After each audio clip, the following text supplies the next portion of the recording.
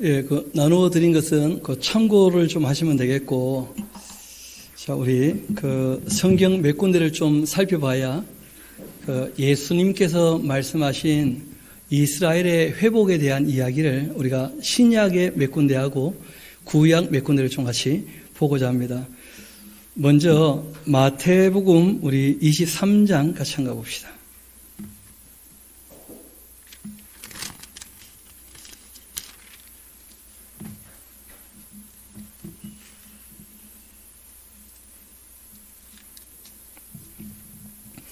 마태복음 23장 우리 37절 한번 같이 가볼까요? 마태복음 23장 37절. 거기 이제 예수님께서 오셨을 때 이스라엘 사람들이 배척하지 않습니까? 예루살렘에서 이제 십자가에 달리시게 될 텐데 그때 예수님 남기신 말씀이죠. 예루살렘아 예루살렘아 선지자들을 죽이고 너에게 파송된 자들을 돌로 치는 자여 암탉이 그 새끼를 날개 아래 모음같이 내가 너의 자녀를 모으려 한 일이 몇 번이나 있었냐. 구약에 보면 예언자를 참 수도 없이 보내고 또 하나님 아들이 직접 오기도 하셨잖아요. 그렇죠? 그런데 너희가 원하지를 않았다는 거예요. 문제는 거기 있죠. 아무리 하나님이 애를 써도 사람이 원하지 않으면 통하지 않습니다. 왜냐하면 하나님은 사람을 대하실 때 인격적으로 대하시기 때문에 사람의 양심을 존중하시고 사람의 자유를 인정해 주십니다. 그래서 사람이 원하지 않으면 하나님도 어떻게 할 수 없어요. 이어봅시다. 봐라 너희 집이 이제 황폐하여 버리진 바가 될 것이다. 우리가 12장에 봤던 것처럼 다 디아스포라 되고 말죠. 그리고 39절 이런 말씀하십니다. 내가 너희에게 이르노니 이제부터 너희는 찬송하리로다 주의 이름으로 오시는 이여. 그러니까 다시 예수님을 어떻게 할 때가 온다는 거예요? 영접할 때가 온다는 거예요. 그러니까 재림하실 때가 되어야 알아보게 될 거라는 거예요. 그때까지는 나를 보지 못할 것이다. 이스라엘 나라는 예수님 재림하고 난 다음에 회복이 되어진다는 거예요. 그게 바로 천년왕국으로 이어지는 것입니다. 우리 한 곳을 더 봅시다. 누가복음 21장입니다.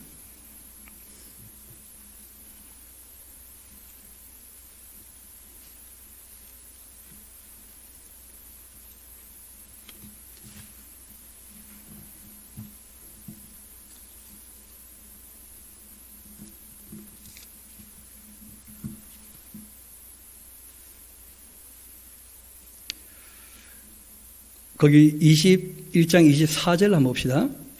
그들이 칼날에 죽임을 당하고 모든 이방에 사로잡혀가고 예루살렘은 이방인의 때 하는 거 보이십니까? 이방인의 때가 차기까지 이방인에게 발표하는 거예요. 달리 표현하면 이방인의 때가 끝나면 그때 이제 뭐가 됩니까? 회복이 되는 거예요. 회복이. 그래서 주님께서 세우신 이 몸된 교회는 이스라엘 나라에서 시작이 됐지만 실제로는 이방인들이 오히려 중심이 된 그 교회죠. 그렇죠? 그래서 이방인의 때가 다 차면 그러면 다시 이제 이스라엘 백성을 부르실 거라는 거예요. 우리 한번 로마서도 같이 한가 봅시다. 로마서 11장 같이 한가 봅시다.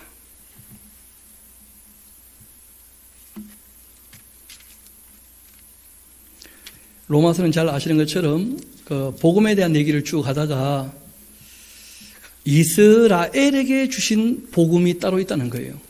구약에 약속된 회복의 말씀들. 그 내용이 이제 9장과 10장과 11장의 내용이거든요. 그 중에 이제 11장 같이 한가 봅시다.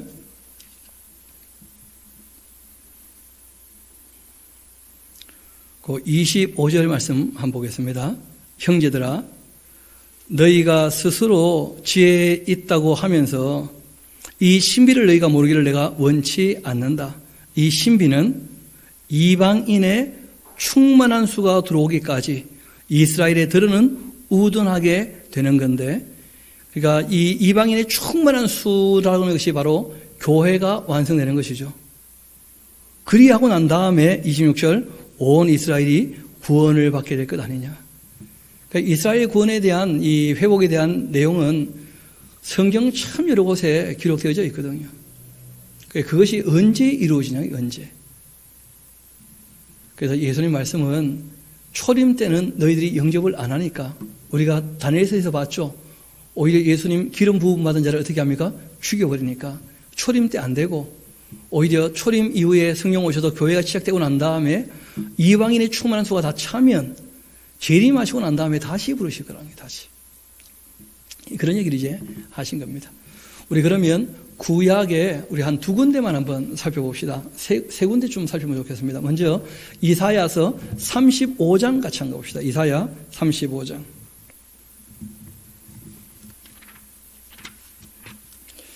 아마 그 6월달 모일 때에는 그 책이 나오지 않겠나 싶습니다.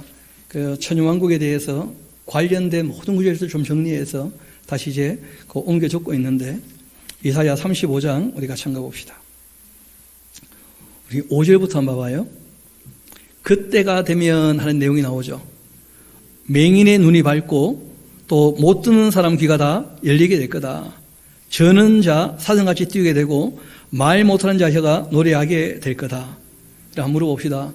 예수님 초림 때 표적으로서 이런 일이 있었던 것은 사실이죠. 그러나 모든 사람이 회복되었습니까? 표적으로 몇 사람만 회복되었습니까? 무슨 말이냐면 초림 때 사역은 표적이었다는 거예요. 재림 때는 회복입니다. 회복. 완전히 다 회복됩니다. 그래서 이런 말씀이 이어집니다. 이는 광야에서 물이 쏟고 사막에서 시내가 흐를 건데 뜨거운 사막이 변하고 못이 될 거고 메마른 땅이 변하여 원천이 될 거고 승량 위에 눕던 곳 이 풀과 갈대의 부들이 나게 될 거고 거기에 대로가 있고 그 길을 거룩한 길이라 일컬은 바가 될 것이다. 깨끗하지 못한 자 지나가지 못하고 오직 구속함을 입은 자들을 위하여 있게 될 건데 우매한 행위는 그 길로 다니지 못할 거다. 거기는 사자 없고 사나운 짐승도 그리로 올라가지 않고 그것을 만나지 못하겠고 오직 구속함을 받은 자만 그리로 행할 거다. 여호와의 속량함을 받은 자들 돌아오되 노래하고 시온에 이르러 그들의 그 머리 위에 영영한 희락 띠고 기쁨과 즐거움을 얻으리니 슬픔과 탄식이 다 사라지는 때가 온다는 거예요. 이런 것은 바벨론 포로에서 돌아와서 이루어지지 않았고, 왜냐하면 앞에 나오듯이 그 장애인들이 회복되는 일이 없었잖아요, 전혀. 바벨론에서 돌아왔다고 해서. 그래서 이런 이제 온전한 회복에 대한 내용들은 예수님 그 재림에 관계된 얘기라는 거예요. 우리 한번 65장 같이 한번 봅시다. 이사야서 65장. 그 17절부터 제가 한번 읽어드리겠습니다. 보라, 내가 새 하늘과 새 땅을 창조한다. 여러분, 이때 새 하늘과 새 땅은 천국 아닙니다. 그러니까 새 하늘과 새 땅도 알고 보면 두 번입니다. 한 번은 이 땅에 이루어지는 새 하늘 새 땅이 있어요. 또 한 번은요, 이 땅은 사라져버리고 만들어지는 새 하늘 새 땅이 있어요. 여기서 이 새 하늘 새 땅은 이 땅에 이루어지는 새 하늘 새 땅이에요. 왜 그런지 한번 읽어봅시다. 이전 것은 기억되거나 마음에 생각나지 아니할 거다.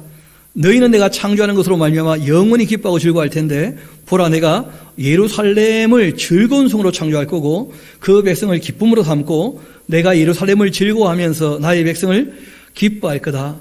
우는 소리, 부르짖는 소리 그 가운데 다시는 들리지 아니할 거다.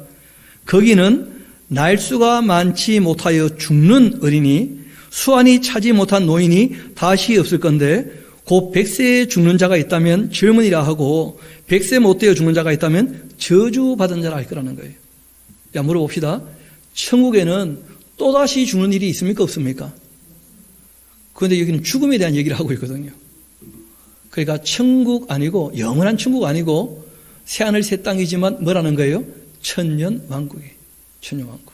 이어봅시다. 그들이 가옥을 건축도 하고, 그럼 또 한번 여쭤봅시다. 예수님께서 천국에 대한 얘기를 하실 때 먼저 가시는 이유가 뭐 때문이라는 거예요? 너희가 거할 초소는 내가 다 준비하겠다고 하셨어요. 그러니까 천국에는 우리가 가서 집 짓고 그러지 않습니다. 그거 다 준비해 놓기로 하셨어요. 반면에 이 땅이 이루어지는 천년왕국은요, 집을 지어야 돼요. 당연히. 왜냐하면 그 하나님의 진노가 퍼부어지고 땅이 새롭게 되었다 할지라도 집은요, 지어야지 그래. 그렇지 않습니까? 이어봅시다.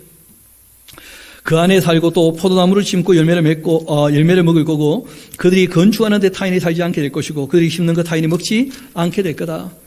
이는 내 백성의 수완이 뭐와 같아요? 한번 물어봅시다. 나무는 죽어요, 안 죽어요? 오래 살지만 죽잖아요. 그러니까 천년왕국은 오래 살지만 죽음이 있는 곳이라는 거예요. 천국하고 전혀 다른 곳입니다. 내가 택한 자가 그 손으로 일한 것 길이 누리게 될 거다. 그들의 그 수고가 헛되지 않고 그들이 생산하는 것 제한당하지 아니할 거다. 그들은 여호와의 그 복된 자의 자손이고 그들의 후손도 그들과 같을 것이다. 그들이 부르기도 전에 내가 응답하고 그들이 말을 마치기 전에 내가 들을 거고 이리와 어린 양 함께 먹고 사자가 소처럼 짚어 먹을 거라는 거예요. 그러니까 에덴 동산 같은 곳이죠. 왜냐하면 사람이 죄를 짓고 에덴에서 쫓겨나게 될 때 땅과 그리고 이제 모든 식물 생태계와 그리고 모든 짐승들이 저주를 받게 되거든요. 지금 우리가 경험하는 이 생태계는 저주받은 생태계예요. 그런데 이때는 이제 모든 게 다시 회복되어서 마치 에덴 동산처럼 그렇게 회복이 되어져요. 사자가 소처럼 짚을 먹을 거고 뱀은 흙을 양식으로 삼게 될 것이다. 나의 성산에는 해함도 없고 상함도 없을 것이다. 이게 여호와의 말씀이었다는 거예요. 그리고 또 우리가 어디로 가보면 좋으냐 하면 우리 한번 그 스가랴서 12장 같이 한번 가봅시다. 스가랴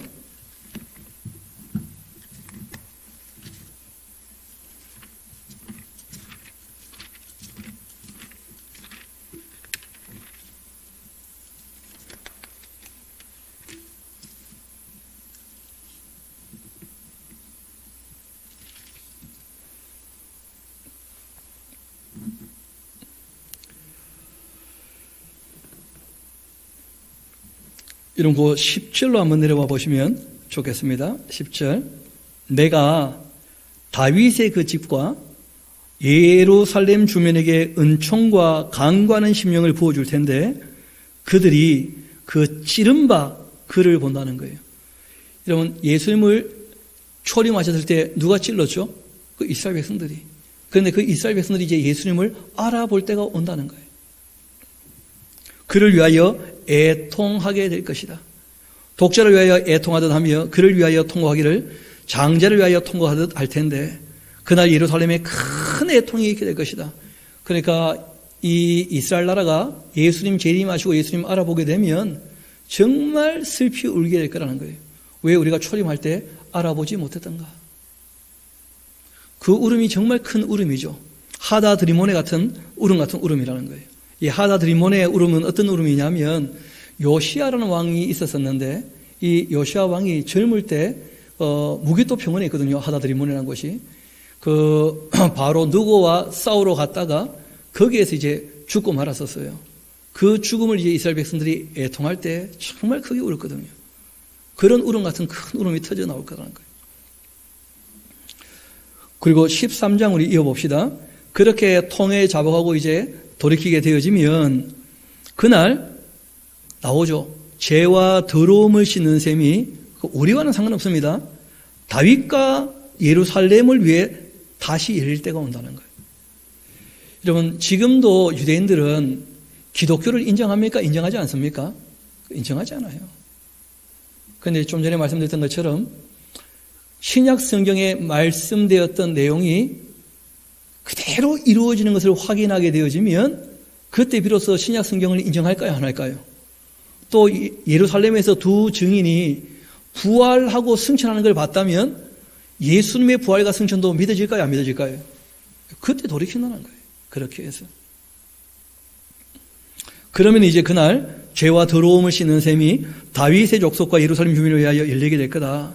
만군의 여호와가 말하는데 그날이 되면 내가 우상의 이름을 이 땅에 끊어 기억도 되지 못하게 할 거라는 거예요. 그럼 예수님이 재림하실 때가 되면 악은 다 진멸되었죠. 그러면 우상을 섬기는 사람들이 있을까요? 없을까요? 더 이상 다른 종교는 있어요? 없어요? 설 자리가 없잖아요. 다 확인되었는데. 또 거짓 선지자 더러운 귀신 다 이 땅에서 떠나게 될 거라는 거예요. 당연하죠. 우리가 거짓 선지자는 어떻게 됐습니까? 직접 잡아 지옥에 집어넣으셨고 그리고 사탄이 무정에 들어갈 때 귀신들은 안 따라가겠습니까? 귀신들은. 그러니까 다 집어넣는다고 되어 있어요. 악한 영들도 다. 이 땅에서 더러운 귀신들, 거짓 선지자들 다 떠나게 될 거다. 사람이 아직 예언할 것 같으면 예언이 다 이루어졌는데 딴소리 하면 말이 안 되는 거죠. 그런 사람 없을 거다 하고 얘기를 하는 거예요. 사람이 아직도 예언할 것 같다면 그 낳은 부모가 그에게 이르기를 너가 여호와 이름을 빙자하여 거짓말하냐 살지 못하리라 하고 낳은 부모가 그가 예언할 때 칼로 그를 찔러버릴 거다. 왜냐하면 이스라엘 백성의 역사 가운데에서 기록된 말씀이 있었지만 왜 역사가 어렵게 진행되었냐면 거짓 선지자들 때문이었어요. 성경을 가지고 있는 사람들이 성경을 가르치지 않고 자기 마음에 나는 대로 자꾸 거짓말을 했기 때문에 백성들도 거기 속았었거든요. 예수님 재림 이후에는 그럴 수 없죠. 기록된 말씀은 명확히 있는 것이고 더 이상 속을 일이 없다는 거예요. 이어봅시다. 그날 선지자들이 예언할 때 그 환상을 각기 부끄러워하고 사람을 속이고 털옷도 입지 않을 거고 말하기를 나는 선지자가 아니고 나는 농부라 내가 어려서부터 사람의 종이 되었노라 그렇게 할 거고 어떤 사람이 그에게 묻기를 내 두 발 사이에 있는 상처가 어찌 됨이냐 하면 대답하기를 이는 나의 친구의 집에서 받은 상처라 그렇게 하는 시대. 더 이상 기록된 말씀 위에 딴 말을 하지 않는 시대가 온다 하는 걸 아주 강조하셨죠. 또 이런 일이 있으려면 어떤 일들이 있느냐.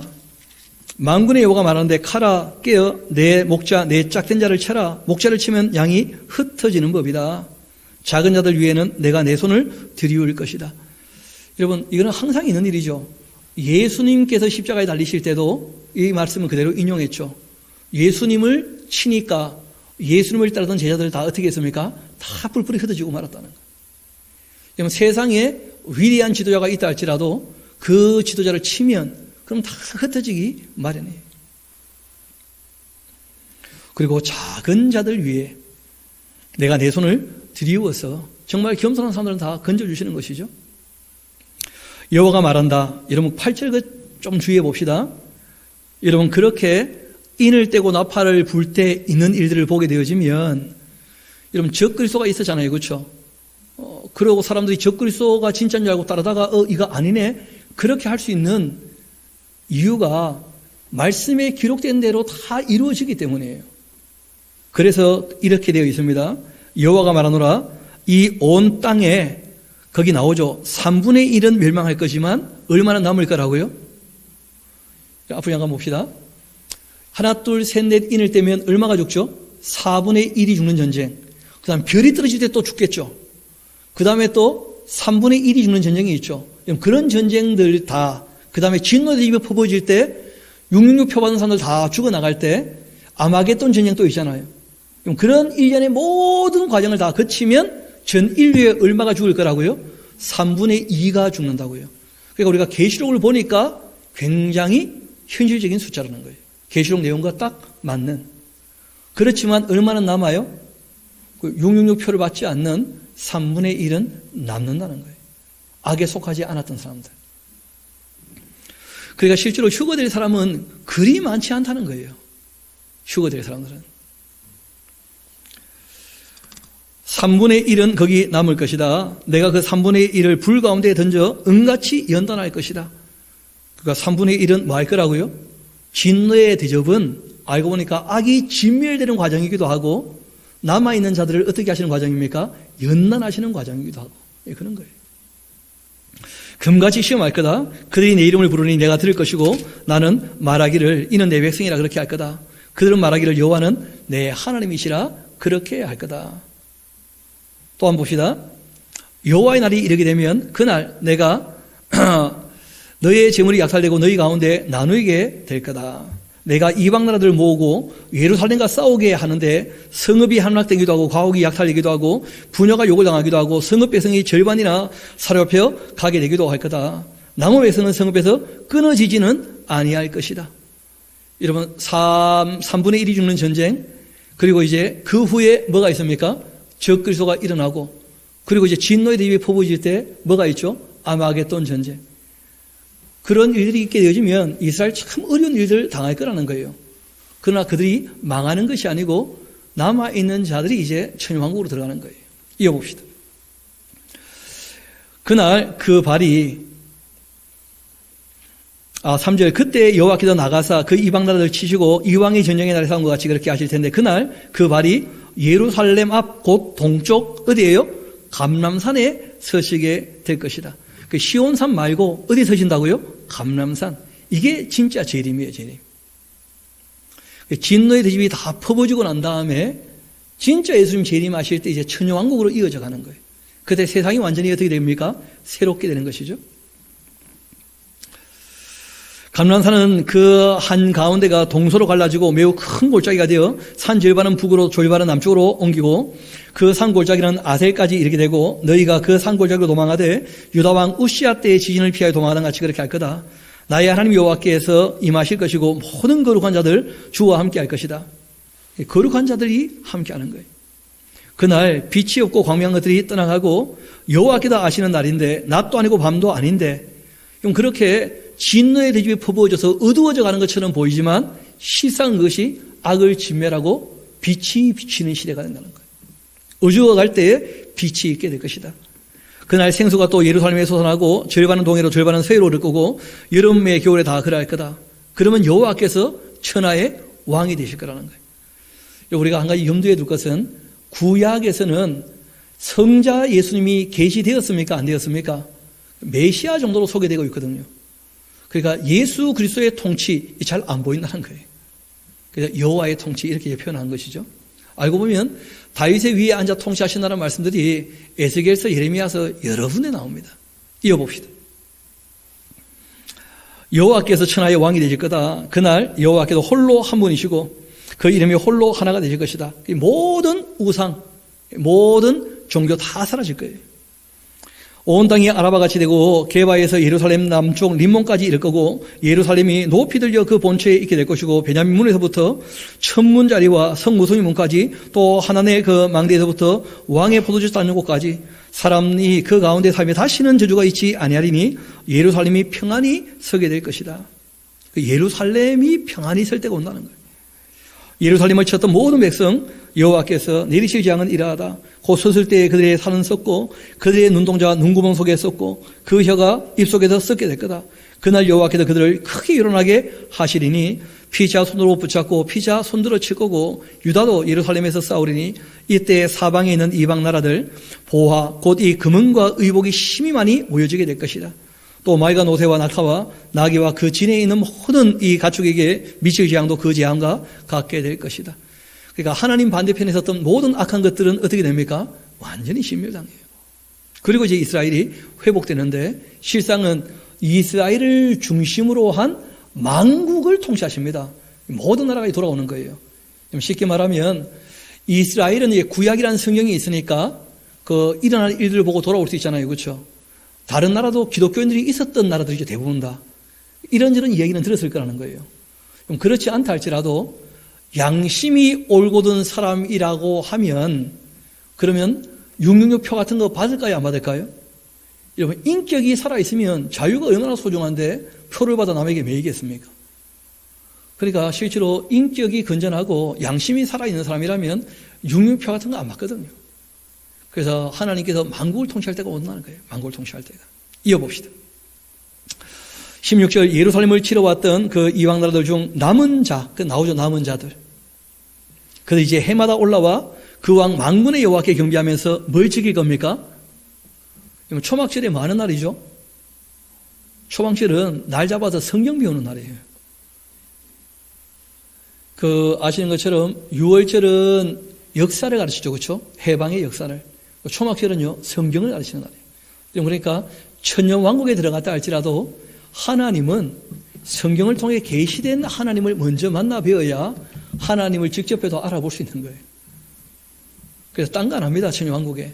하나님 말씀을 바르게 배우는 것이죠. 그래서 하나님을 알게 되는 것입니다. 그 사랑이 어떠한지. 이어봅시다. 초막절을 지킬 거다. 땅에 있는 족속들 중 그 왕 만군의 여호와께 경배하러 예루살렘에 올라오지 않는 자라면 비 내리지도 않고 그리고 만일 애굽 족속이 올라오지 아니할 때 비 내림이 있지도 아니할 거다. 여호와께서 초막절을 지키러 올라오지 아니하는 이방 나라 사람을 치는 재앙 그들에게 내리실 것이다. 천년왕국이 됐다 할지라도 여러분 하나님을 다 잘 섬깁니까? 하나님을 그때부터 알아가야 됩니까? 쉽게 말하면 에덴 동산에 있던 아담과 하와도 욕심이 잉태한 즉 뭘 한 거예요? 죄를. 그러니까 천년왕국은 마귀의 미혹이 없다 뿐이지 사람에게서 일어나는 욕심은 또 있을까요? 없을까요? 그럴 수 있다는 거예요. 그래서 이제 천년이 지나고 마귀가 잠깐 놓이는 거예요. 그 악한 것들은 다 다시 마귀의 편에 서라고. 그래서 성경이 얘기합니다. 이렇게까지 했음에도 불구하고 하나님 말씀을 듣지 않는다면 징계하셔요. 징계. 돌이키라고. 그러니까 천년왕국은 완전한 영원한 하나님 나라가 아니라는 거예요. 천년왕국은. 과정 가운데 있는 것입니다. 과정 가운데. 19절 애국 사람이나 이방 나라 사람들 초막절 지키러 올라오지 않는다면 벌을 받게 될 거다. 비가 내리지 않아서. 그날 말방울에까지 여호와께 성결이라 그렇게 다 기록될 것이다. 여호와의 전에 있는 모든 솥이 제단 앞 주별과 다름이 없게 될 것이고 예루살렘과 유다와의 모든 솥이 만물의 여호와의 성물이 될 것이다. 제사 드리는 자 와서 이 솥을 가져다가 그것으로 고기를 삶을 것이다. 그러니까 속죄제는 예수님이 다 이루셨잖아요.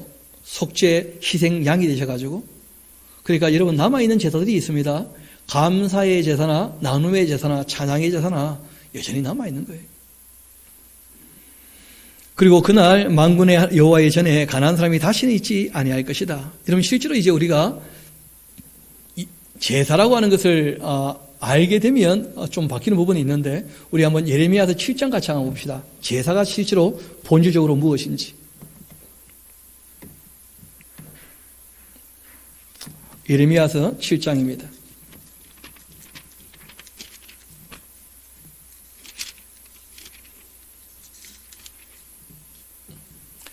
그럼 22절 한번 봅시다.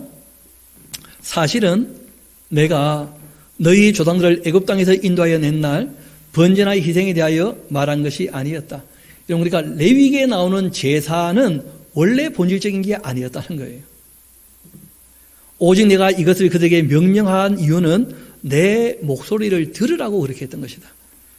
그러니까 제사 자체에 무슨 특별한 이 능력이 있고 그런 것이 아니고 하나님이 제사하라고 하는 방법대로 하는 것이 하나님 말씀에 순종하는 것이고 하나님께 속해 있다는 뜻이라는 거예요. 그러니까 제사의 본질은 원래 뭐였다는 거예요? 하나님 말씀에 대한 순종이었다는 거예요. 이게 원래 제사의 본질이죠. 그리고 이제 우리가 죄를 지었을 때에는 용서받는 것과 죄 사함이라는 것은 다르다는 거 아시죠?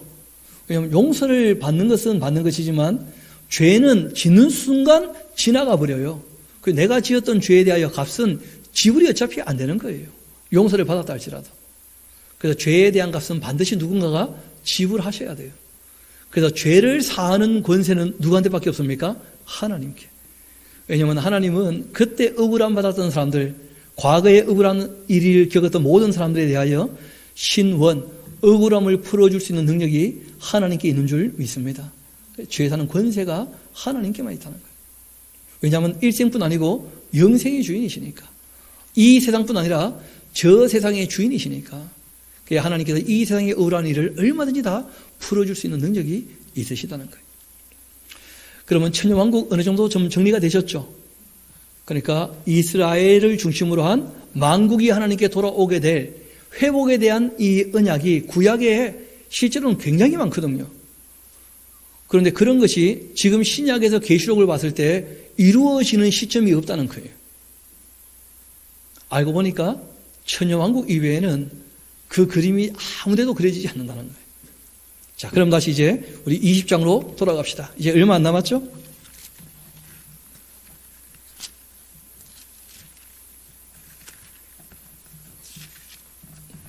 천년이 참에 천년 빨리 지났죠. 벌써 천년이 났어요. 사단이 옥에서 놓입니다. 잠시. 지금 말씀드렸던 것처럼 천년왕국은 영원한 하나님 나라가 아니고 과정 가운데 있는 곳이기 때문에 다시 검증을 해야 돼요. 검증을. 땅의 사방 백성 곧 이 곡과 마곡을 미혹하여 모아서 싸움을 붙일 것이다. 알고 보니까 에스겔서 나오는 38장과 39장 내용이 바로 곡과 마곡의 전쟁 이야기예요. 이런가 계시록에는 4번의 전쟁이 있다는 거 이제 아시겠죠?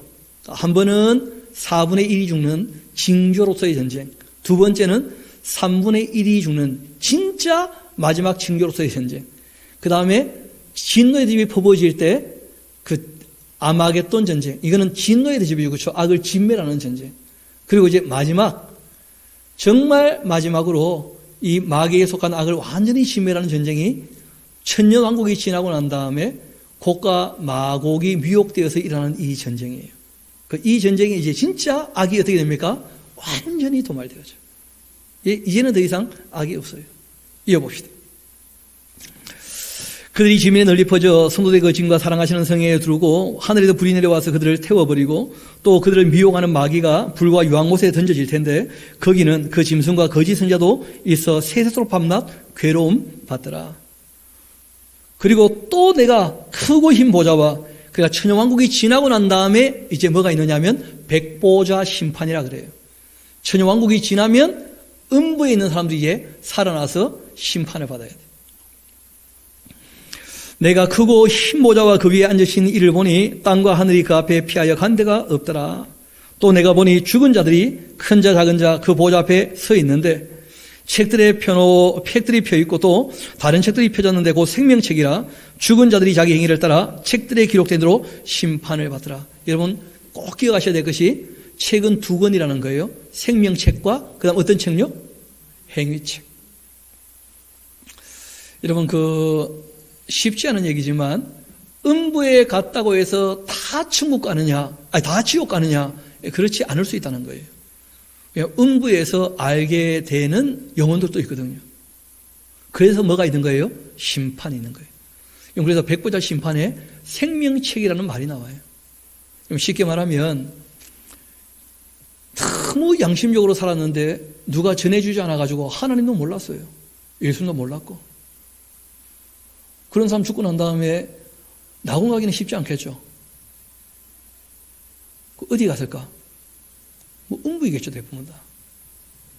하나님을 전혀 모르고 음부 갔다면, 거기에서라도 하나님을 알게 되었다면, 그 다음은 어떻게 될 것인가? 그런 거 한번 생각해 봐야죠. 우리가 정답은 모릅니다. 성경은 더 이상 얘기는 안 하고 있어요. 그런데 백보자 심판할 때 생명책도 있고, 그 다음에 뭐도 있다는 거예요? 행위책도 있다는 거예요. 그래서 우리가 죽은 사람에 대해서 너무 함부로 얘기하지 않도록 조심해야 됩니다. 여러분 태어나 보니까 인도라 신앙 가질 수 있는 길이 너무 없는 거예요. 다 그냥 우상을 섬기고 있어가지고. 근데 그 중에 아주 양심을 지키며 절대자가 있지 않는가 그런 고민하고 사시는 분들 얼마든지 있을 수 있거든요. 그분들에 대해서 우리가 뭐라고 할 수 없잖아요. 그래서 제가 확실히 믿는 것은 뭐냐면 이후에 어떻게 되든지 간에 하나님께서는 단 한 명의 인생도 억울하게 대하지 않으시는 줄 믿습니다. 그게 중요한 거예요. 여러분 하나님은요 단 한 명도 억울하게 대하지 않으실 거예요. 그러니까 우리가 함부로 얘기하면 세상 사람들이요 그렇게 억울하게 대하면 하나님은 공의롭지 않다 이렇게 함부로 얘기할 수 있다고. 그러니까 우리가 모르면 모른다고 하면 돼요. 그럼 하나님께서 잘 알아서 하실 텐데 하나님은 어떤 한 생명도 억울하게 대하지 않으실 것이다.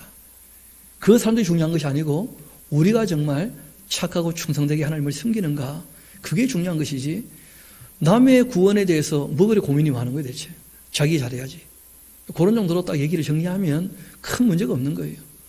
그런데 본인이 마치 하나님이 된 것처럼 니는 천국 갔다 안 갔다 뭐 지옥 갔다 안 갔다 그런 헛소리하면 안 된다는 거예요. 죽음 이후의 세계는 우리가 모르는 겁니다. 그러나 하나님께서 마지막 결정하시는 거예요. 그리고 하나님의 결정은 옳지 않은 것이 없다는 걸 우리가 믿는 거예요. 이어봅시다.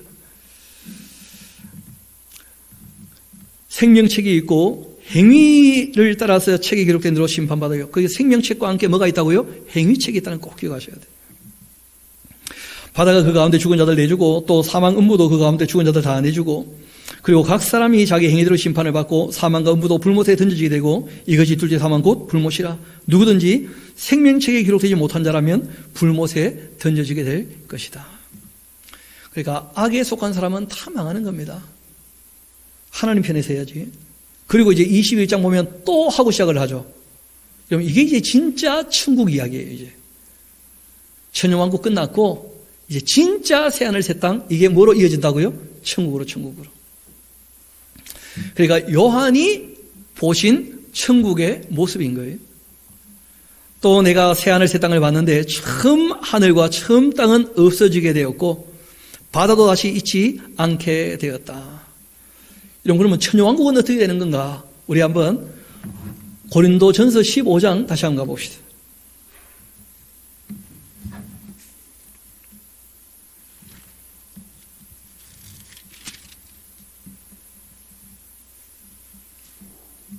23절, 24절 같이 한번 봅시다. 25절까지. 그러나 각각 자기 차례로 될 것이고 먼저는 첫 열매인 그리스도요. 다음은 그가 강림하실 때 그리스도에게 속한 자요. 그 후에 마지막이 있게 되는데 그가 모든 통치와 모든 권세와 능력을 멸하시고는 천여왕국을 통치하시고 그 나라를 그 아버지 하나님께 어떻게 하신다고요? 바치게 될 때가 온다는 거예요. 그러니까 천여왕국은 누가 통치하셔요? 그 메시아 예수님께서 철장으로 만국을 통치하시는 것이고, 그리고 천국은요, 그 아버지가 당연히 다스리시죠. 아버지가 천국의 주인은 아버지 하나님이시죠. 그 아들이 아버지께 그 나라를 이제 바칠 때가 오신다는 거예요. 다시 우리 본문으로 돌아갑시다. 2절 또 내가 보매 거룩한 성 새 예루살렘이 하나님께로부터 하늘에서 내려오는데 그 준비한 것이 신부가 남편을 위하여 단장한 것 같더라는 거예요. 내가 들으니 보좌에 큰 음성이 나서 이르되 봐라 하나님의 장막이 이제 사람들과 함께 있게 된다. 하나님이 그들과 함께 계시는 것이다. 여기가 진짜 우리가 얘기하는 궁극적인 천국이죠. 그들은 하나님 백성이 되고 하나님은 친히 그들과 함께 계셔 모든 눈물 그 눈에서 닦아주시니 다시는 사망도 없고 애통도 없고 곡하는 것 아픈 것 다시 있지 아니하리니 처음 것들 다 지나갔기 때문이다. 그럼 처음 것들이 다 지나갔다는 말은 히브리서 12장에 좀 상세히 설명한 부분이 있습니다. 우리 히브리서 12장 한번 같이 가봅시다. 어떤 세상에서 어떤 세상으로 바뀌는지 우리 히브리서 12장 같이 한번 가봅시다.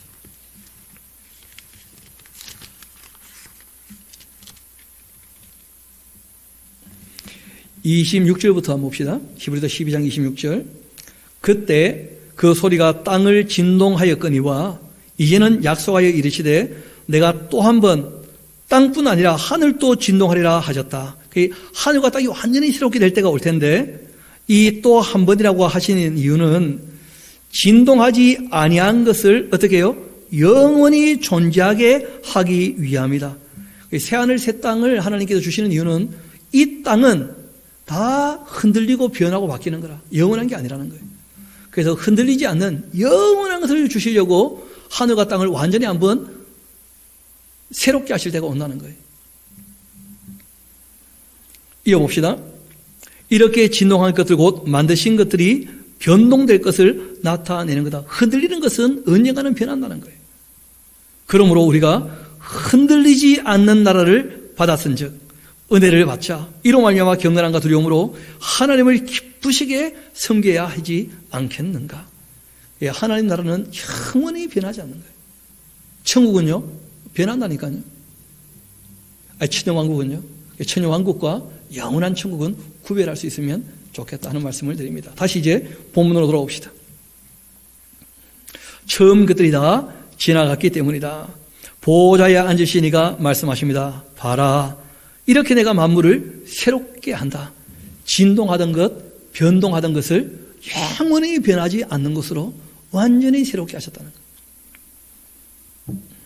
이르시되 이 말은 신실하고 참되니 기록해 두어라. 또 내게 말씀하시되 이렇게 다 내가 천국을 어떻게 했다는 거예요? 이루었다 하신 거예요.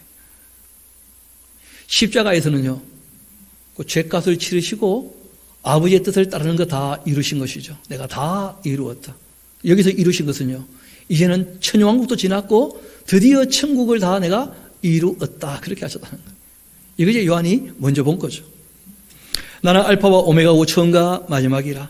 내가 생명수 샘물을 목마른 자에게 값없이 줄 것이다. 역사는 시작과 끝이 있었지만 역사가 끝나고 이제는 영원히 변하지 않는 하나님 나라가 이제 시작이 되는 것이죠. 이기는 자는 이것을 상속으로 받게 될 것이다. 나는 그 하나님이 될 것이고 그는 나의 아들이 될 것이다. 그러나 잘 들어보라는 거예요. 두려워하는 자라면, 하나님에 대하여 경외심이 아니라 하나님의 심판을 두려워한다면 하나님 편에 선 게 아니죠. 그렇죠? 하나님과 같은 편이라면 하나님의 심판을 두려워할 필요 없잖아요. 하나님과 딴 편이니까 하나님의 심판이 두려운 거라. 그 두려워하는 자는 하나님 백성이 아니라는 거예요. 또 하나님을 믿지 않는 사람들, 이렇게까지 말씀하셨는데 그 하나님을 믿지 않는 사람들, 또 흉악한 자들, 좀 악에 속하여 흉폭한 사람들, 또 살인하는 사람들, 음행하는 사람들, 요즘에 핫한 드라마도 있죠. 부부의 세계인가요? 그게 부부의 세계입니까? 짐승의 세계입니까? 대체 사람들 그런 데 관심 많더라고 보니까 또 음행하는 자들, 점술가, 우상숭배자, 거짓말하는 모든 자, 불과 영화로 털은 못에 던져질 것이고 이것이 바로 둘째 사망입니다. 그러니까 이런 것을 추구하는 사람들은 하나님 편에 선 사람들 아니라는 거예요. 7 대접을 가지고 마지막 재앙을 7 재앙을 담았던 7 천사 중 하나가 나와 내게 말하여 이르되 이리 와라 이리 와라. 내가 신부 곧 어린 양의 아내를 너에게 보여주겠다. 여러분 알고 보니까 지금 천국이 이루어진 걸 봤잖아요. 그런데 천국에 중심이 있어. 나라의 수도가 있다고. 그 나라의 수도가 뭐냐면 그게 바로 새 예루살렘이에요. 그런데 알고 보니까 새 예루살렘이 구약과 신약의 성도로 이루어진 완성된 교회예요, 교회. 그러니까 천국에 실제로 많은 시민들은 그 천년왕국을 거쳐온 사람들이 훨씬 많겠죠, 그렇죠? 천년 동안 미혹이 없었으니까 얼마나 많이 불겠어요. 여러분, 그래서 천년왕국이 이루어지기 전에 산들, 섬들 다 사라지고 지구 땅은요 완전히 새롭게 되어가지고 진짜 사람들이 엄청나게 풀어도 충분히 감당할 만큼 완전히 땅이 바뀔 거라는 거예요. 완전히. 그렇게 해서 이제 천국 백성들이 될 텐데 교회는 거기에 핵심의 핵심. 새 예루살렘. 그렇게 이제 천국을 만드시는 거예요, 하나님께서. 이어봅시다. 성령으로 나를 내리시고 크고 높은 산으로 올라가 하나님께로부터 하늘에서 내려오는 거룩한 성 예루살렘을 보여주셨는데 하나님의 그 영광이 있고 이 성의 빛이 지극히 귀한 보석 같고 벽옥과 수정같이 막더라는 거죠. 크고 높은 성곽이 있고 12문도 있는데 문에 12천사가 있고 그 문들 위에 이름이 써 있는데 이스라엘 자손 12지파의 이름이고 동쪽 세문, 북쪽 세문, 남쪽 세문, 서쪽 세문이니 이 성의 성곽에는 12귀족이 있는데 그 위에는 어린 양에 누가 계신다고요? 12사도의 이름이 있다는 거예요. 그럼 12사도는 베드로가 뽑았던 마띠아가 아니고 예수님께서 특별히 부르셨던 바울이 포함된 12사도입니다. 그래서 여러분 12사도가 전해준 이 진리 이외에는 더 이상의 진리는 없습니다. 그래서 우리가 요한계시록으로 계시는 어떻게 되었다는 거예요? 완성되었다. 세상 끝날까지 얘기를 다 했는데 무슨 얘기를 더 하실 거예요 대체? 그래서 직통계시 받는다. 그거 다 가짜입니다. 이어봅시다. 그 성의 성곽에는 12귀족이 있고 그 위에 어린 양의 12사도의 12이름이 있더라. 내가 나에게 말하는 자가 그 성과 그 문들과 성곽을 측량하려고 금 갈대자를 가졌는데 그 성은 네모가 반듯하고 길이 너비가 같기도 하고 그 갈대자로 그 성을 측량했는데 12,000 스타디온. 이런 말씀드렸죠. 스타디온은 한 200m쯤 된다고. 그리고 12,000 스타디온이니까 한 2,400km. 킬로로 하면 꽤 크죠. 2,400km 한 변이. 그러니까 성치고는 진짜 큰 성이죠. 그리고 벽의 두께가 한 70m, 144규빗이니까 한 70m. 그쯤 되어지는 그 어마어마한 이 새 예루살렘을 봤어요. 그 성곽을 측량하며 144규빗이었는데 그 사람의 측량 곧 천사의 측량이기도 했다. 그 성곽은 벽으로 쌓여 있기도 하고 성 자체가 정금으로 만들어져 있더라. 맑은 유리 같기도 하고 그 성의 성곽의 기초석은 각색 보석으로 꾸며졌고 첫째 기초는 벽옥, 둘째는 남보석, 셋째는 옥수, 넷째는 녹보석. 왜 남보석, 녹보석 했느냐? 여러분 이 요한 사도께서 보석을 잘 몰라요. 에메랄드 잘 모른다니까. 루비, 사파이 잘 모른다니까. 왜냐하면 사치하지 않으신 분이기 때문에 잘 몰라요. 그냥 녹색으로 빛나는 보석 그래. 남색으로 빛나는 보석 뭐 그런 것이죠. 붉게 빛나는 보석 뭐 다 그렇게 말씀하셨어요. 그런데 이분이 봤던 새 예루살렘은 벽돌들이 알고 보니까 전부 보석이더라고. 보석. 그러니까 여러분 보석 가지고 자랑하고 그러지 마요. 우리가 보석이라고 하지만 알고 보면 다 건축 자재라. 그것도 부스러기 요만큼 가지고 뭐 몇 캐럿 그래 하지 마요. 그 벽돌을 쌓았다고. 벽돌을. 두께는 70m. 그러니까 이 세상과 전혀 다른 세상이 있는 것이니까 이 세상의 작은 것 가지고 너무 아웅다웅하지 말자는 거예요. 이어봅시다. 5째는 홍마루, 6째는 홍보석, 7째는 황옥, 8째는 노곡, 9째는 다망옥, 10째는 비추옥. 이분은 옥은 또 잘하셨던 모양이라. 11째는 총옥, 12째는 자수정이라. 그 12문은 12진주인데 강문마다 한 개의 진주로 되어 있고 성의 길은 맑은 유리 같은 정금이었고 성 안에는 내가 성전을 보지 못했는데 이는 주 하나님 곧 전능하신 이와 및 어린 양이 그 성전이시라는 거예요. 이러면 교회는 다 이 안에 있는 것이죠, 지금. 그러니까 이제 이 안에 들어올 사람들이 누굽니까? 천년왕국을 거쳐왔던 사람들은 이제 여기 또 들어왔다 나갔다 해야 되는 거예요. 왜냐하면 여기 안에 생명나무가 있고 이 안에 생명수 강이 있거든요. 이어봅시다. 23절에 그 성은 해나 달의 비침이 쓸데없는데 이는 하나님의 영광이 비치고 어린 양이 그 등불이심이라. 만국이, 왜 만국이겠습니까? 천년왕국을 지나왔으니까 만국이죠. 그 만국이 그 빛 가운데를 이제 다니게 되고 땅의 왕들이었던 그 천년왕국을 거쳐왔던 사람들이 이제는 자기 영광을 가지고 새 예루살렘으로 들어오게 되어져요. 천국 백성이 되었으니까. 낮에 성문들이 도무지 닫지 아니하리니 거기에는 밤이 없고 사람들이 만국의 영광과 존귀를 가지고 그리로 들어가고 무엇이든지 속된 그 가정한 일 또 거짓말하는 자는 그 못 들어옵니다. 그건 다 미혹당하거나 다 망하게 되어 있어요. 악한 것들은. 오직 어린 양의 생명책에 기록된 자들만 들어오게 됩니다. 진리에 정직한 사람들, 하나님께서 맡기신 일에 성실한 사람들, 착하고 충성된 사람들. 또 그가 수정같이 맑은 생명수관을 내게 보였는데 하나님과 및 어린 양의 보좌로부터 흘러나와가지고 길 가운데로 흐르게 되더라. 강 좌우에는 생명나무가 있고 12가지 열매를 맺는데 달마다 그 열매를 맺고 그 나무 잎사귀들은 만국을 치료하기 위하여. 보이십니까? 그럼 앞을 잠깐 봅시다. 우리가 참 옛날에 제가 이 생각할 때는 이때 이제 우리가 천국 들어가는 줄 알았거든요. 근데 그게 아니고 우리는 이미 새 예루살렘이라. 그리고 천년왕국이 지금 지났잖아요. 그리고 이제 새 예루살렘이 천국에 내려올 때 천년왕국을 거쳐 천국에 온 사람들이 이제 여기에 들어와서 치료도 받고 그리고 생명나무 열매도 먹어서 그 영생을 이제 얻게 되는 거예요. 여러분, 교회는요, 아니 부활하고 벌써 영생을 얻었지 그래. 그렇지 않습니까? 그러니까 우리가 너무 그냥 누구한테 하신 말씀인지를 생각 안 하고 읽다 보니까 짬뽕이 되어 있는 거라. 너무 좋은 걸 주셨는데 별로 안 좋은 걸 좋은 것처럼 착각을 해가지고. 다시 한번 물어봅시다. 인침받아야 되겠습니까? 먼저 돌아가셔야 되겠습니까? 그러니까 우리가 크게 오해를 하고 있었다는 거예요. 오히려 하나님은 훨씬 더 좋은 걸 주셨는데 우리는 새 예루살렘 교회라니까. 교회. 그 천국의 뭐라는 거예요? 천국의 중심이라는 거예요. 천국의 중심. 그렇게 성경이 말씀하고 있는 거예요. 그렇게 좋은 걸 주신다는데 별로 놀라지도 않고 좀 놀랍시다. 이어봅시다. 만국을 치유하기 위하여 있다. 다시는 저주가 없고 하나님과 그 어린 양의 보좌가 그 가운데 있는데 그 종들이 그를 섬기고 그 얼굴을 보게 되고 그 이름도 그 이마에 다 있게 된다. 다시는 밤도 없다. 이때는 밤이 필요 없겠죠. 그렇죠? 지금 우리가 다 약하니까 쉬어야 되는데 여러분, 하나님 주무십니까? 안 주무십니까? 여러분, 조는 천사 봤습니까? 그런 거 없다는 거예요.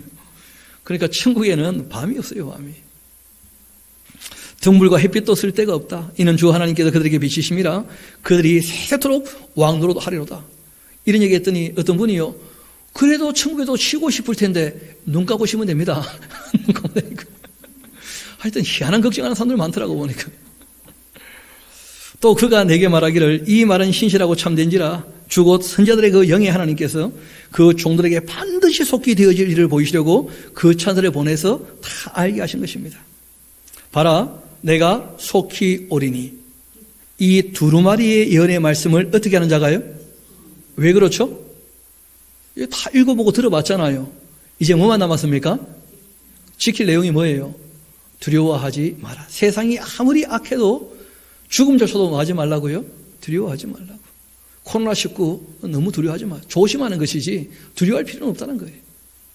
어차피 안 보이는 건데 뭐. 그리고 예수님께서 칭찬하시는 교회의 모습, 책망받지 않도록 권면을 받아들여서 돌이키도록, 그리고 정말 거짓에 속지 않도록 정말 주의해야 돼요. 이어봅시다. 내 말을 지키는 자 복이 있다. 이것들을 보고 들은 자는 요한이요, 요한. 내가 듣고 볼 때 이 일을 내게 보이던 천사의 발 앞에 경배하려고 엎드렸다는 거예요. 요한이 가보니까 천사들도 너무 위대해 보여요, 그냥. 하나님도 잘 안 보이고 천사 앞에 자꾸 엎드리라 그래. 천사가 말리죠. 그러지 말라고. 그가 말하기를 나는 너와 너희 형제 선자들과 또 이 두루마리의 말을 지키는 자들과 함께 된 하나님의 종일 뿐이니까 나에게 절하지 마라. 하나님께만 말하고요. 경배라는 거예요. 그래서 제가 이 말씀 듣고 난 다음부터 그 설날 되어도 뭐 문화적으로 이렇게 절하는 일들이 있잖아요. 그렇죠? 뭐 그런 데는 제가 어쩔 수 없지만 제 개인적으로 누구한테 절을 받거나 그러잖아요. 그러니까 참 좋은 게 세뱃돈 안 나가고 참 좋아요. 절을 안 받으니까. 그 절은 하나님만 받아요. 하나님은. 경배는 하나님께서. 같은 사람끼리 뭐. 게다가 죽고 난 다음에 하늘 갔을 때 어떻게 될지 모르잖아요. 먼저 된 자가 나중되고 나중된 자가 먼저 되고 그렇게 될지도 모르는데. 늦게 태어나고 싶어서 늦게 태어난 사람 아무도 없잖아요. 그렇죠? 내가 결정한 것도 아닌데 뭘. 성경이 얘기하는 것이 하나님께 경배하는 하나님께. 그러니까 사람에 대해서는 우리가 존중하고 배려할 수 있지만 그러나 사람을 하나님처럼 아무 의미 없습니다. 그렇게 떠받드는 거 잘하는 거 아니에요. 사람은 사람일 뿐입니다. 도움을 줬으면 고마우면 되는 것이고 사람을 사람으로 봐야지. 제가 보니까 막 사람을 두려워하는 사람도 있더라고. 저도 가끔 누구랑 같이 밥 먹는데 목사님하고 밥 먹으면 체한데 부담이 돼가지고. 왜? 목사님이 딱 보는 순간 자기 죄가 다 보일 것처럼 보인다는 거예요. 그래서 제가 얘기했죠. 죄 좀 짓지 말고 살라고. 대체 어떻게 살길래 목사를 두려워하냐고. 그래가지고 하나님 만나겠냐고 그래. 그렇지 않습니까? 우리가 사람 너무 두려워하지 말고 하나님도 두려워하지 않을 정도로 우리가 정말 정결하게 살아야 돼요. 하나님을 경외하면서. 두려워하는 자는 못 들어간다, 이 천국에. 이어봅시다. 10절 또 내게 말하시되 이 두루마리의 연의 말씀을 뭐 하지 말라고요? 임봉하지 마라. 이제 한번 물어봅시다. 우리 1장부터 여기까지 쭉 읽으면서 정리해 왔는데 알만합니까? 알기 어렵습니까? 알만합니까? 근데 왜 여태까지 안 읽었던 거예요, 그렇게? 임봉해놓고. 성경은 우리에게 임봉하지 말라는 거예요. 그래서 사람만이 말아서 어려웠던 것이지 성경 자체를 차근차근 읽으면 그리 어려운 책도 아닙니다. 하나님께서 알기를 원하셔서 주셨겠습니까? 모르기를 원하셔서 주셨겠습니까? 그런데 알만한 책을 모르게 만드는 사람들이 누구라는 거예요, 대체? 자기 마음에 나는 대로 떠들었던 사람들 때문에 문제였다는 거예요. 교만했던 사람들. 거짓 선지자 때문에 문제라.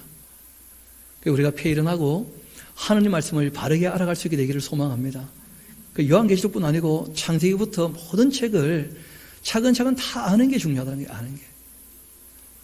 그래서 뭐 저희 교회는 딴 것보다는 일단 성경을 배울 수 있는, 그래서 6월 27일 날은 이렇게 한번 요한계시록 정리가 된다는 게 확인되었으니까 그림을 보면서 다시 한번 확실하게 정리를 할 거예요. 그리고 이것이 들을 때는 또 아는데 집에 가면 뭐라고 했지? 이럴 때가 있어요. 여러분, 그래서 몇 번 더 반복하는 게 중요합니다. 여러분, 성경을 보는 방법은 전체를 보고 순서를 따라 차근차근 읽을 때 반드시 반복해야 돼요. 반복해보면 또 들을 때는 알았는데 스스로 설명할 수 있는 정도로 정리가 안 된 부분들이 있어요. 그럴 때는 들어보거나 질문하거나 그렇게 해서 깨끗하게 정리를 해야 돼요. 깨끗하게. 그래서 모르는 것이 없도록 해야지 성경을 대할 때 모르는 게 너무 많으면 오히려 문제가 됩니다. 저는 그렇게 믿습니다. 하나님을 사랑한다면 하나님 말씀을 알려고 애쓰지 않겠는가? 그 말씀 알아들으려고 하는 것이 사랑의 가장 기본적인 자세 아니겠냐는 거예요. 그것도 안 하면서 하나님이 사랑해요, 뭐 주님이 사랑해요, 노래 부른다고 되겠습니까, 그게? 일단 피일은하고 하나님 말씀을 듣는 것부터가 하나님을 사랑하는 가장 기본적인 자세가 될 테니까. 다시 이제 본문으로 가봅시다. 임봉하지 마라, 때가 가깝다. 불의를 행하는 자 그대로 불의를 행하고, 그리고 더러운 자 그대로 더럽고, 의로운 자 그대로 의를 행하고, 거룩한 자는 그대로 거룩하게 하라. 이런 것을 뭐라고 하느냐 하면 최후 통첩이라 그래요. 할 말 다 했으니까 알아서 하시오. 여러분, 성경의 마지막은요, 알아서 하라는 거예요. 알아서. 왜냐하면 인격적으로 대하신다는 거예요. 강압하지 않으시고 아무리 오라도 알아서 해야 돼요. 알아서 자원해서. 그게 신앙이죠.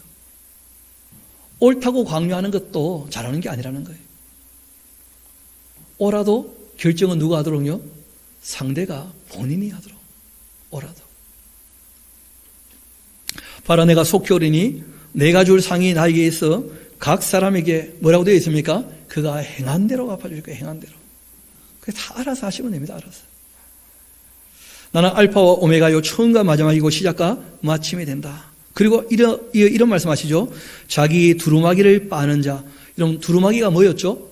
성도들의 옳은 행실이라. 그러니까 늘 삶을 돌아봐야 돼요. 첫사랑의 행위를 잊지 않도록. 그 말씀 앞에 자기를 세워놓고 말씀으로 씻고 말씀을 따르려고 힘쓰고 애써야 됩니다. 이어봅시다.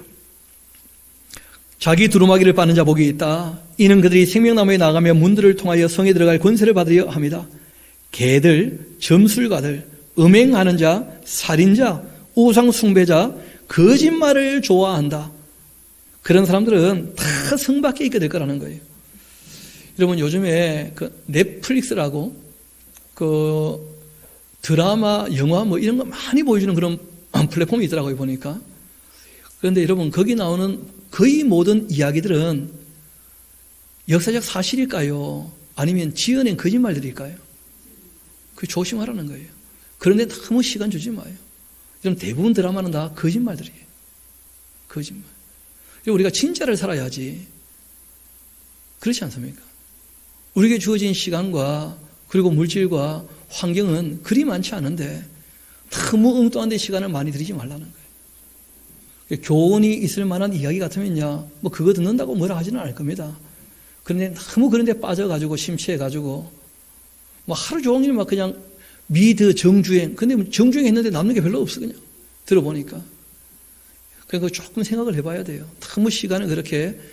성경은 우리에게 주의를 주신 거예요. 거짓말을 지어내는 자들. 그래서 진짜 삶을 못 살게 하는 사람들이 있을 수 있다는 거예요.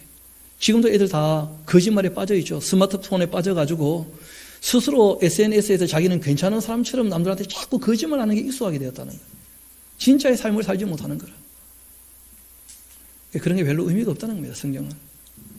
그래서 마지막 부탁 중에 하나가 뭐냐면 거짓말을 좋아하고 지어내는 자, 이런 사람은 하나님 나라 들어가지 못합니다. 이 땅에서야 남을 잠깐 속일지는 모르겠지만 하나님하고는 별로 상관이 없어요. 이어봅시다. 나 예수는 교회들을 위해 내 사자를 보내 이것들을 너희에게 증언하게 하였다. 나는 다윗의 뿌리이면서 곧 뭐라고요? 자손이기도 하다. 참 놀라운 얘기죠. 곧 광명한 새벽별이다. 성령과 신부가 말씀하십니다. 오라 그렇게 하시던데 듣는 자도 오라 할 거고 목마른 자도 올 거고 원하는 자라면 값 없이 생명수를 받아라. 좀 값을 지불할 수 없기 때문에 하나님 쪽에다 다 값을 지불하신 거예요. 그래서 값 없이 주신다는 거예요. 그래서 우리가 이것을 뭐라고 표현하냐면 은혜라는 거예요. 은혜. 값 없이 주시는 은혜. 여러분, 싸다는 뜻이 아닙니다. 하나님께서 자기 아들을 값으로 지불하신 거예요. 값이 없다는 것은 값싸다는 것이 아닙니다. 그 은혜에 감사라는 거예요. 그 아들의 생명이 얼마나 소중한지를 아는 만큼 은혜가 커지는 것이죠. 내가 이 두루마리의 예언의 말씀을 듣는 모든 사람에게 증언하는데 만일 누구든지 이것들 외에 어떻게 하면요? 적어놓으세요. 과잉 해석. 성경에 있는 내용을 가지고 정리하면 딱 되는데 자꾸 이상을 많이 첨가해가지고 오히려 더 헷갈리게 만들고 본질을 못 보게 만드는 경우들이 있을 수 있다는 거예요. 그러지 않도록 뭘 더하지 말라는 거예요. 또 하나님이 이 두루마리에 기록된 재앙들을 그에게 더하실 거다. 뭘 자꾸 더한다면. 그 다음 만일 누구든지 이 두루마리의 예언의 말씀에서 어떻게 하면요? 제하여 버리면. 하신 말씀을 빼면 안 돼요. 그래서 제가 일부러 1장부터 22장까지 한 줄도 안 빠지고 차근차근 다 말씀드린 거예요. 뺄 수 있는 말씀이 없지 않습니까? 빼서도 안 되는 것이고. 그런데 몇 구절 갖다가 어떤 이론을 만들어가지고 그 그 이론을 가지고 사람들에게 얘기를 하고 있다면 그 문제가 되지 않겠습니까? 그래서 요한계시록을 알 수 있는 제일 좋은 방법은 요한계시록을 바르게 읽는 거예요. 여러 번 읽고 정리를 하고 그 전에 이제 창세부터 유다서까지 내용을 원만하게 이해가 되면 계시록은 그렇게 어렵지 않게 알만한 책이거든요. 이어봅시다. 만일 누구든지 이 두루마리의 예언의 말씀을 제하여 버린다면 하나님께서도 이 두루마리에 기록된 생명나무와 및 거룩한 성에 참여함에서 제하여 버릴 것이다. 하나님 말씀을 가볍게 여긴다. 그는 신앙생활을 하는데도 다 가짜라는 거예요. 성경은. 하나님 말씀을 감히 제하다니. 이 66권은 우리에게 주셨는데 아예 요한계시록 한 권 전체를 안 가르친다. 에스겔서 아예 손도 안 댄다. 진짜 하나님을 사랑하는 것이겠는가? 성경을 이용해가지고 밥벌이 하는 거 아니겠는가? 한번 생각해 봐야 된다는 거예요. 진짜 하나님의 말씀을 사랑하는지. 성경은 뭘 더하지도 말 뿐 아니라 뭐라고요? 빼서도 안 돼요. 빼서도. 우리에게 66권을 줬다면 다 알아야 되겠죠. 그래서 말씀드린 것처럼 7월 27일부터는 4박 5일 동안 우리가 여기에서 성경 강좌를 하게 될 겁니다. 한 권도 안 빼고 큰 흐름을 다 얘기를 할 거예요. 그런데 4박 5일 동안 또 본문을 다 읽거나 그러지는 못합니다. 그래서 저희들이 내년에 생각하는 것인데 지금처럼 이렇게 모이시는 거 굳이 안 해도 방송을 통해 가지고 수요일, 목요일, 금요일 이렇게 한 3시간씩 해가지고 한 6개월 길면 1년 정도 해서 성경 전체를 지금 우리가 계시록 보듯이 이렇게 정리를 하는 거예요. 계시록도 지금 보니까 3번 모이면 딱 되겠죠. 3시간씩. 그렇게 이제 쭉 하면 함께 읽고 정리가 되는. 그러니까 창세기부터 해가지고 모든 책을 이런 식으로 얘기하는 성경 강독회를 교회에서 좀 하려고 해요. 사람이 모이거나 안 모이거나 일단 교회는 성경이 가르쳐지는 곳이다. 그걸 우리가 좀 틀을 잡게 되어지면 유튜브에 계속 또 올리고 하면 그러면 하나님 말씀에 관심 있는 분들은 또 하지 않겠는가. 그런 기대를 가지고 한번 해보고자 합니다. 제가 이 말씀을 미리 드리는 이유는 하나님 말씀이 원만하고 편만하게 전파될 수 있도록 위하여 함께 기도해 주시라, 협조해 주시라 이렇게 부탁드리는 말씀이기도 하니까 6월 27일도 우리가 한번 모이게 될 것이고 토요일날 계시록 강독회를 위해서 그리고 7월 27일은 성경 강좌를 위해서 우리가 함께 모이게 될 것이고 강좌는 1년에 한번 2번쯤 하려고 합니다. 2번쯤. 그래서 성경 알았으면 됐고 모르면 와서 좀 배우잖아요. 모르면. 그렇게 정리를 쭉 할 수 있으면 좋지 않겠는가 싶습니다. 그래서 하나님 말씀을 더하지도 않고 빼지도 않도록 이게 제일 중요한 것이죠. 이것들을 증언하신 이가 이르시되 내가 진실로 속히 올 것이다. 하시거늘 아멘 주 예수여 옷이 없어서 주 예수의 은혜가 모든 자들에게 있을지어다. 아멘. 여러분 꼭 우리가 주의해야 될 것이 뭐냐면 주 예수여 어서 옷이 없었습니까? 그냥 옷이 없었습니까? 어서 집어넣으면 안 됩니다. 알아서 하실 거예요. 하나님께서. 우리가 자꾸 해보고 빨리 오소 그러면 안 됩니다. 또 우리는 왔을 때 가는 게 아니고 낙원에 갔다가 부활하는 게 훨씬 낫다니까요. 다. 그러니까 우리 주님께서 반드시 오셔야 이제 천영국 지나서 천국이 이루어질 거니까 오시는 것이 너무나 감사한 일인데 근데 우리가 어떤 마음을 가지고 이 땅에 살 것인가 하는 것은 지금 말씀드린 것처럼 착하고 충성되게 사는 것과 함께 우리 한 곳만 더 보고 이제 마치도록 합시다. 요한복음 5장 같이 가봅시다. 모든 말씀의 결론 같은 말씀이죠. 요한복음 5장. 지금 우리가 봤던 것처럼 요한계시록은 구원에 대한 이야기가 아니고 하나님이 이렇게까지 사랑하신다는 하나님의 마음을 우리에게 계시해 주시는 거예요. 그리고 하나님 반대편에선 악한 존재는 어떻게 된다는 거예요? 반드시 멸망한다는 거예요. 성경을 읽을 때 관점을 바르게 할 필요가 있습니다. 그 중에 하나가 바로 5장에 나오는 예수님의 말씀이었는데 성경을 볼 때에 우리 5장 37절부터 한번 봅시다.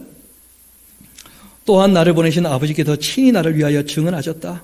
너희는 아무 때에도 그 음성을 듣지 못했고 그 형상을 보지 못했지 않느냐. 그런데 그 말씀이 너희 속에 거하지 아니하더라. 이유는 말씀드렸죠. 100번을 읽고 외워도 교만하거나 욕심을 가지고 읽으면 말씀이 실제로는 그 속에 없는 거예요. 좀 더 봅시다. 이는 그가 보내신 이를 믿지 아니하는 것 보면 알 수 있다는 거예요. 구약을 바르게 봤다면 예수님 알아봤을 텐데 딴 욕심 가지고 예수님을 보니까 예수님이 자기 마음에 안 드는 거라. 그러니까 못 받아들이는 거예요. 그리고 이런 말씀하십니다. 너희는 성경을 볼 때 하나님의 계시의 말씀이니까 하나님 어떤 분인지 알려고 본 게 아니었고, 너희는 성경에서 영생, 구원 얻는 무슨 방법이 있는 줄 알고 그걸 찾아봤다는 거예요. 굉장히 잘못 봤다는 겁니다. 왜냐하면 우리가 복음주의하면서 구속사 이런 말을 쓰는데 예수님은 그런 관점 주의하라는 거예요. 성경은 우리 중심으로 봐서는 안 됩니다. 하나님의 말씀이에요. 좀 더 봅시다.